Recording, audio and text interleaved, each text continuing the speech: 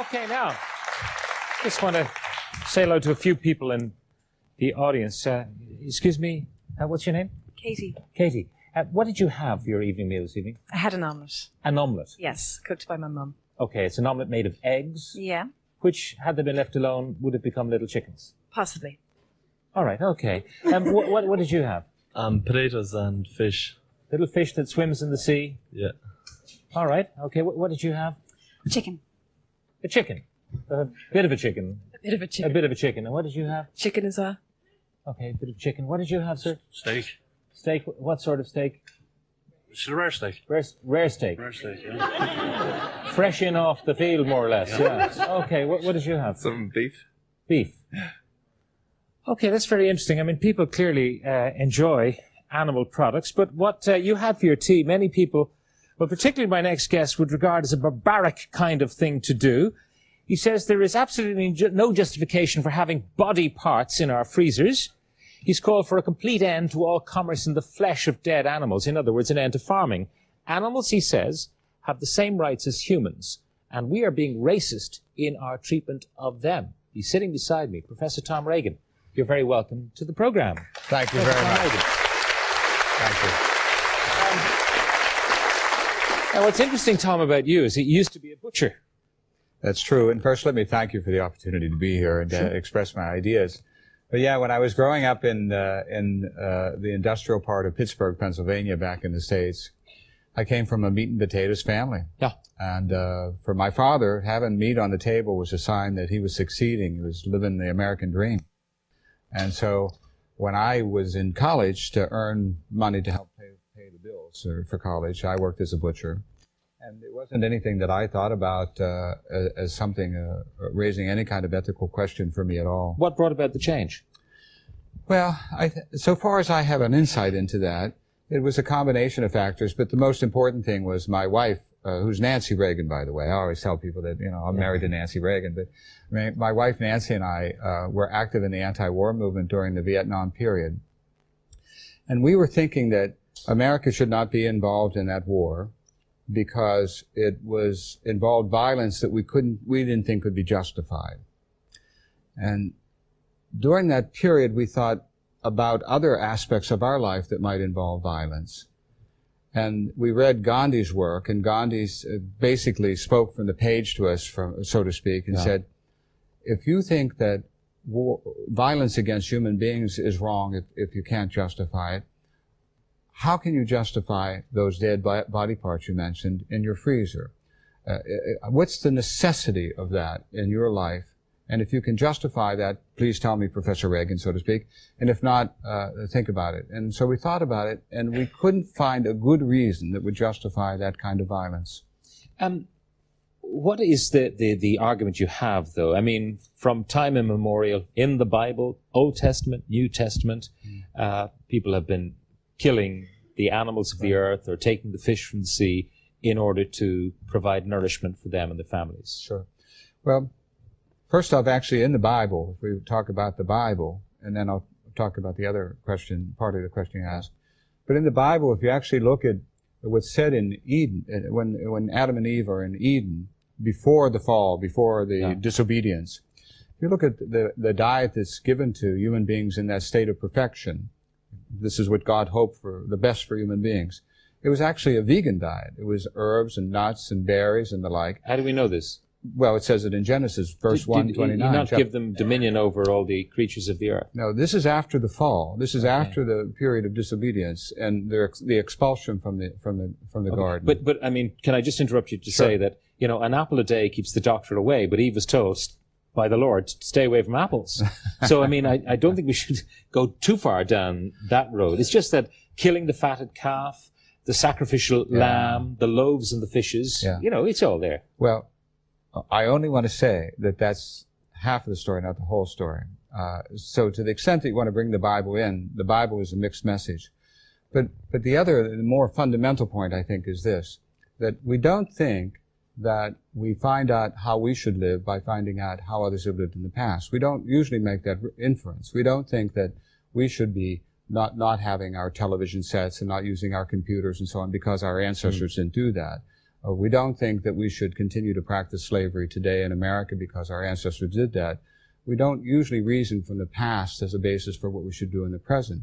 And so even if it were true that uniformly in the past all our predecessors have eaten animals, it doesn't follow that we should. Okay. And in fact, of course, the vast majority of people in the world today don't eat animals. 2/3 of the world's population doesn't involve animal products. Do you believe, though, that the reason you shouldn't eat animals is because the animals have the same rights as we have?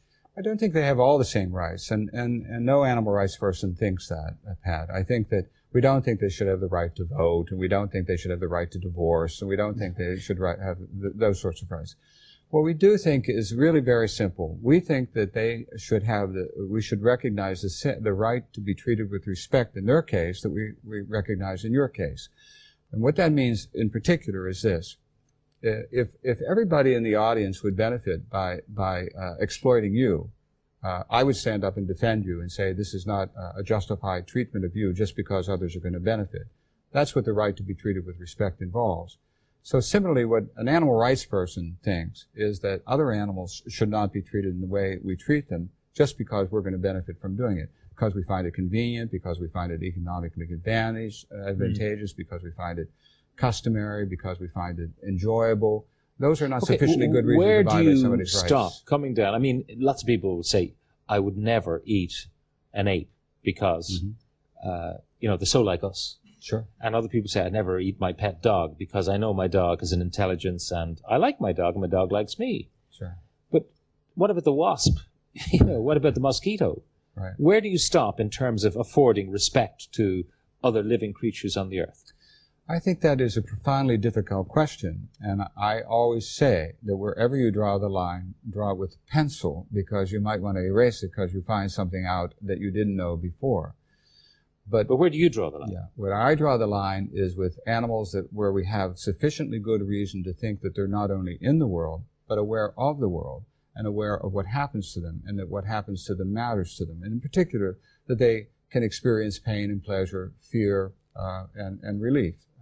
So where that is, I'm not sure exactly, but it certainly is the case that the animals that are raised, commercially raised for our food, cattle, sheep, hogs, those animals, chickens, certainly are above the line wherever any reasonable person would draw it. What you do about mollusk and oysters and so on, I don't know. But I give them the benefit of the doubt because I have no reason to eat them. We used to be certainly meat eaters. Our bodies are equipped to be omnivorous, to eat grains and all the rest of it, or to eat meat. That's correct. Okay. If that is so, I mean, doesn't it point in the direction of nature saying, yes, it is perfectly okay in the scheme of things, for just as a lion will kill what the lion wants to eat or provide for the pride of lions, so too humans, because of their physiological makeup, are equipped to eat this stuff, so therefore it must be okay. Well, what our biology tells us, I think, is that we can eat a diet that includes meat. We can certainly handle that. Yeah. What our biology doesn't tell us is the ethical question: what ought we to do? How ought we to live?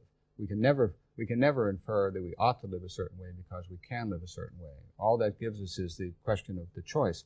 In the case of the lion, for example, and the wildebeest, the lion and the zebra, it's not like the lion has a choice of saying, well, I think I'll go after this wildebeest today, or I'll go have some tofu or go to the salad bar. I mean, this is not a real option for a carnivore like this. Our great glory and our great burden as human beings is we do have the choice. And the question is, what factors should we bring to bear on making that choice? In terms of personal health, everybody knows, and it's not a question anymore, that a high-fat, high-cholesterol, meat-based diet is not good for us. We all know that. But a little of what you fancy does you good. But that doesn't answer the question, well, should we not eat meat at all? That's where the ethical question comes in, I think.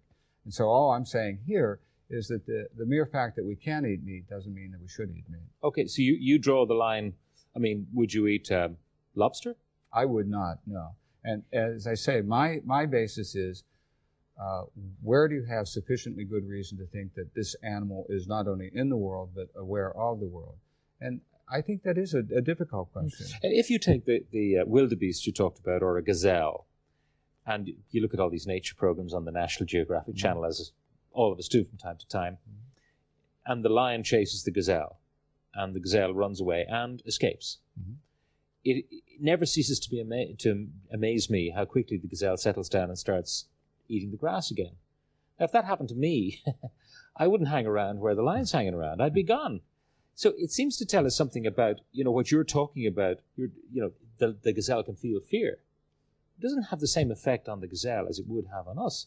If you were chased by a lion, you wouldn't want to repeat the experience, and yet the gazelle puts him or herself in the way of a repeat experience, and probably in the next few minutes. Well, So it tells us something about the limits of their intelligence and how much is instinctive behavior and how much is actually contemplated. I mean, they don't say, will I run or will I not? They just run. I mean, it's absolutely reflex. I think if we talk to people who study animal behavior, and I don't do it, I'm a philosopher, and of course your line of work is not to study animal behavior, but if we actually go and talk to the Jane Goodalls and the Diane Fosseys and other people who go, ethologists who go and study animal behavior, I mean, they're studying primates still more than... Yeah, but I mean others who study others. I mean, there are lots of people studying animal behavior of lots of different animals. I think that they would say in a case like the one you're imagining or describing, is that a lot of this is not real behavior. In other words, a lot of it is the lion's really not serious. This is just an exercise of dominance, an exercise of whatever. So the other animals sometimes I think recognize that. But the important thing I think for us though is not to lose track of where we are in the world. We're not on the Serengeti Plain. We're not in the predator-prey relationship. Our situation is that we are raising literally billions of animals to be slaughtered, not on some plain, but in some factory farms. And what we've seen recently here in Great Britain, of course, or over there in Great Britain, is the tragedy of the cost of this kind of farming. And people are beginning to realize, it's so interesting to me, the great public support for this woman in Scotland who has these 5 sheep. In her living room. That's right, in her living room, trying to protect these 5 sheep. They're her pets, and the great mass of sentiment in her defense because of the relationship that she has to those animals as her pets or her companion animals. Yeah. It turns out that she hardly knows them. She bought them from an Irishman who's going back to live in Northern Ireland, and I mean, she just wanted to give them a happy home so they could live out their lives in peace and die a natural death. But she doesn't know them that well. Well, I'm not sure how well she knows them, but what I do know is that when the public speaks about this issue, they say, with a pretty strong majority, that these animals should be saved and protected and so on. But at the same time, the animals that are raised for lamb chops and a lamb roast, like a lamb, are in a different category. And it does point out, doesn't it, that we have a kind of moral schizophrenia, all of us, in the sense that the animals that are our friends and companions are in one category. Okay, once you put a name on Daisy the cow, Daisy is not to be slaughtered. But we have someone, Eugene Kieran's, who is a butcher. Eugene, what do you make of this kind of philosophy? Well, I'm very interested in it, and you're very welcome to Ireland. And you certainly are not what I thought you were going to be, namely a fundamentalist. And at least you say the word choice many times, your choice of thinking. You're not trying to impose anything. But really, we're products of millions of years of evolution. Millions and millions of years of evolution. And I think that in an affluent society, people tend to think that the cow has cartons of milk rather than being milked itself. And if you put a lady behind a trolley in a supermarket where she can push the trolley along on the wheels, pour away nice and quietly, and the music plays, and she shops for her family by taking things off the shelf. There's not many generations before that things were vastly different. And I'm talking about the blink of an eye in relation to the millions of years. And it is really a fanciful idea, dare I say fancy in the kindest possible way, that it is a bit much to ask people to go with your philosophy, and dare I say, as a butcher for 40 years, the respect that I would hold for the animal, that gives me my living and feeds Ireland and has fed Ireland for years and sent us 30, 40 million of us now all claim to be Irish all over the Okay, world. I think we get your point. You're saying that if you take the passage of time in history, the change that is being wrought here is literally the blink of an eye. And what you're trying to do is to turn us into something we're not in a historical time span that is really far too fast. First, I want to thank you for your comments and say that whenever I have a disagreement with a butcher or any other person who's involved with directly with animals, it's never a question of my attacking the person, but trying to address the issues themselves. And so, what I think is that as a philosopher, what matters to me is where the strengths of the arguments are. And when I've thought about it, I mean, it seems to me the strengths of the arguments are in favor of the view that I'm trying to expound. Now, to get society, in terms of a mass movement, to agree with that idea, obviously is going to take a long time. It's not something that is going to happen in the blink of an eye. But of course, what we know is, as a matter of historical fact, the people who have wanted to change society in fundamental ways have always faced the same kinds of challenges. In my country, and I don't mean to associate the two ideas completely at all, but in my country, there was a protracted effort to end slavery, as you know. And the people who first started to end slavery had all the odds against them, and people said to them, what you're asking for is impossible. And you actually make that comparison, that it is the way we treat animals today is the way we treated blacks in the past, the way not too many generations ago we treated women. In some respects, but not in all respects, because we're not denying animals the right to an education, the right to that sort of thing. But in terms of the habits of the culture, in terms of the sensibility that's brought to bear on a position of power, because we had the power over the women. Men had power over women. Though if you take this to its logical conclusion, I mean, all animals just get out there, breed, eat the grass. If your elephants trample the local villages, if you're lions and you're getting old, kill humans instead of gazelles. I mean, is that what you're saying? No, because what we know is this. Like everybody in the audience, I think we would all recognize that we are sitting here and we all share certain basic fundamental rights. But what happens, of course, is sometimes our rights come into conflict. And so if we have one kidney in 7 people who need it, what do we do in a case like that? It's not we say, well, everybody has a right. We don't know what to do in difficult cases like that. So similarly, if we say that animals have a basic right to be treated with respect, that doesn't mean that it means that we're never going to come in conflict with their rights. Would you put all humans ahead of all animals? What do you mean ahead, I guess? I mean, if you had a choice, you're in a boat, you know this question. Sure. You've got a despicable human being down one end of the boat, and you've got a very smart dog, your pet for life, up the other end of the boat. You could save one of them. Which do you save? I think that is a very difficult question, and I'm not sure I know an answer that's going to give. But it's not the simple one. No. That you would save the human. It's not that simple. You might save the dog. Look, if it was it was like the Bert Breathed who does Far Side, the cartoons. I mean, he makes the point of if it was the dog and Hitler, who would you throw over? I mean, I don't think anybody would think twice about throwing Hitler over, would they? Would they? Yeah. But I mean, if it was Hitler's dog and Hitler, who would you throw? I don't know. Mick is there. Mick Riley, you are actually in the production of meat, isn't that so? So I am. You're very welcome, Tom. Thank you. Again, you're looking very healthy for a fellow who hasn't eaten meat for 40 years or whatever. What sort of production are you in, Mick? I'm breeding pigs and turkeys. How many pigs and turkeys would you turn out every year? Thousands of them. Thousands of them. Well, you have to do that because we make so little money on each of them. You have to have thousands to make a living. And tell me this, Mick. What is your attitude? I mean, your behaviour philosophically. Now, he doesn't hold it against you, but philosophically, it's barbaric. Well, I'm very interested in what he has to say, and I must say, you have a very gentle way of putting it across. But I think, quite honestly, it's a mishmash of conflicting ideas. Now, I don't want to get into a sort of a point-for-point debate with you, but to say that foot and mouth was a consequence of factory farming in England is absolute nonsense because, you know, sheep running around a field, who are the main carriers, unfortunately, of this blooming plague. Sure. But the sheep who were running around the field in England, they cannot be, for any instance, be described as factory farming. So, I mean, you know, that's out of it. Also, I think humans are extremely lucky being the top of the food chain, and we have a choice. But having a choice, we also have responsibilities.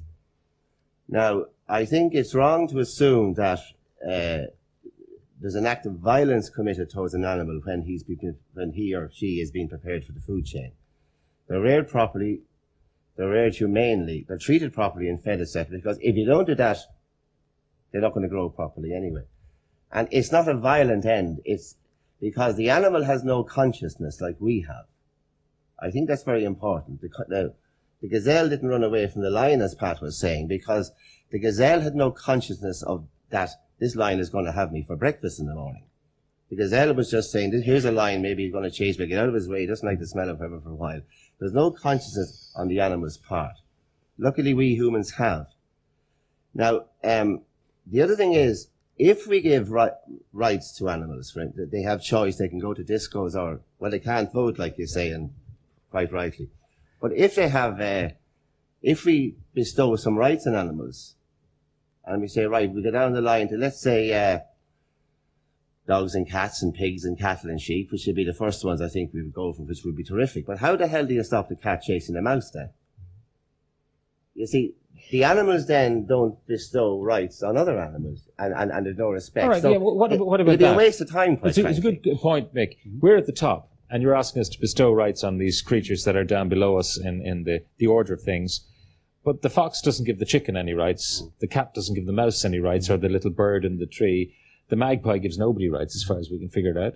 So why should we be the ones who exercise all the responsibility? Well, if you think about the human situation, and I appreciate your comments and thank you for the spirit in which they're made, but if you think about the situation, we don't demand reciprocity, even within the extended human family. In other words, it is the case that here we are in a situation that you have rights and I have rights, and I'm to respect your rights and you respect my rights. We don't require that all the time of human beings. We don't require of children, for example, that they must respect our rights before we respect their rights. But do we don't, and that's fair enough, right. that we don't, sometimes the poor, the undernourished and so on, we look after them and we don't expect them to do anything in exchange. That's right. But do we have responsibility to stop the mouse being killed by the cat?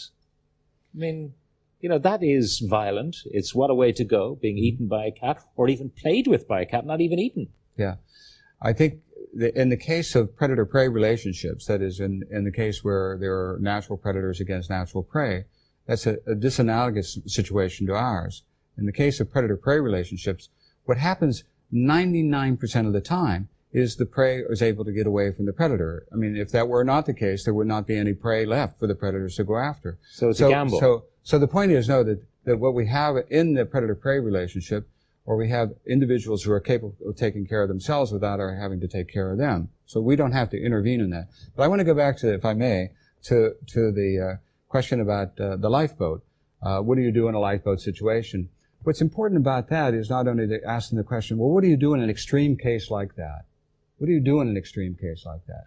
For example, suppose you're driving home, your house is on fire, your neighbor's house is on fire, your daughter's in your window and your neighbor's daughter's in the next window, and you can only save one of them. What do you do in a case like that?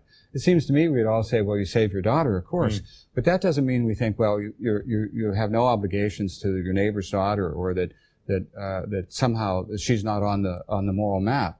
And so the point is, what you would do in an extreme case like in the lifeboat, it doesn't transfer to the ordinary case. What do you do today in your life? Because you're not on a lifeboat. You're not an extreme case. You're here and you're in the restaurant and you have a menu in front of you and you can order this or you can order that. That's not a lifeboat situation. Do I have the boring salad, or do I have the coq au vin? I hope you have neither. Actually, I mean, the point is this.